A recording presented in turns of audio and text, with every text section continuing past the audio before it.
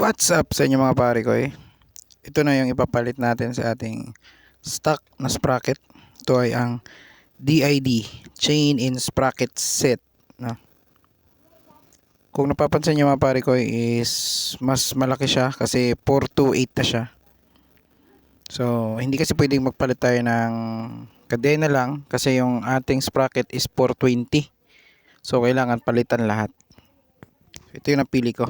Extra strength, durability, performance, electro, position, and painting.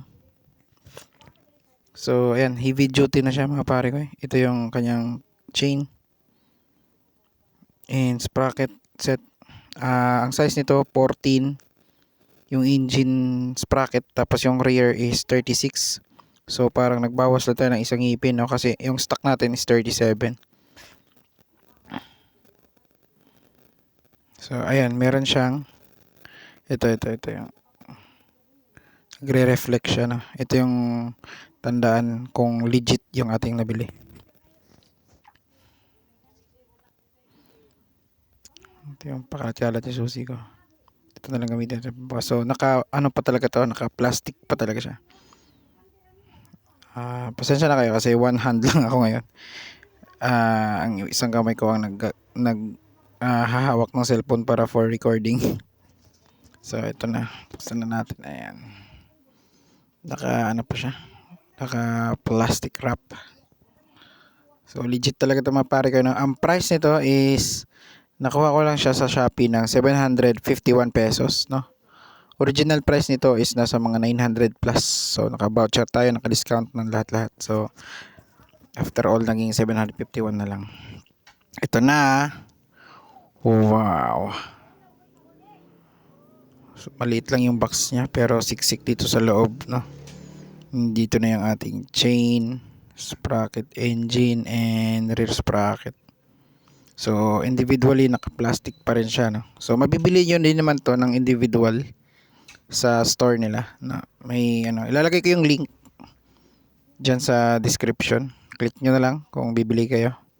So unang upgrade nga pala natin to, no? Hindi naman siya masabing upgrade kasi sige, siguro ano na, ito na yung unang palit natin na and upgrade na din. Kasi sa 3 taon and 7 months, 3 years and 7 months na si Uno, ngayon lang ako napalit ng sprocket. So deserve na ni Uno na palitan ng sprocket. Ito na naman yung rear. So individually talaga naka-plastic siya. Ayan. Ayan pa rin yung ating authentic na ano, for legitimate na. Kulay black nga pala siya mga pare ko eh.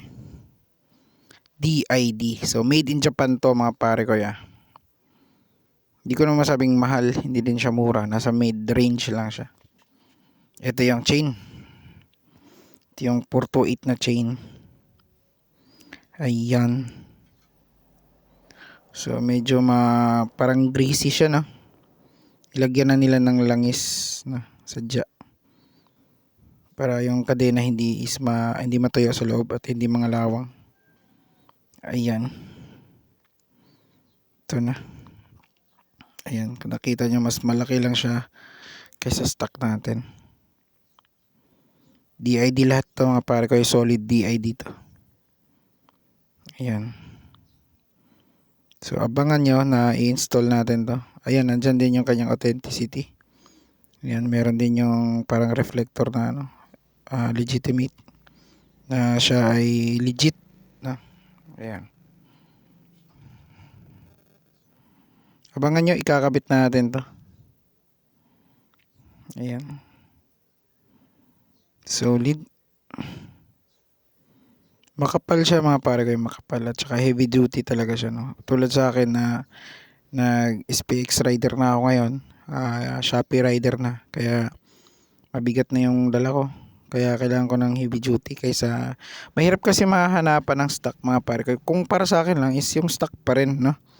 Pero nandito tayo sa Moncayo, Davao de Oro, is mahirap maghanap nun.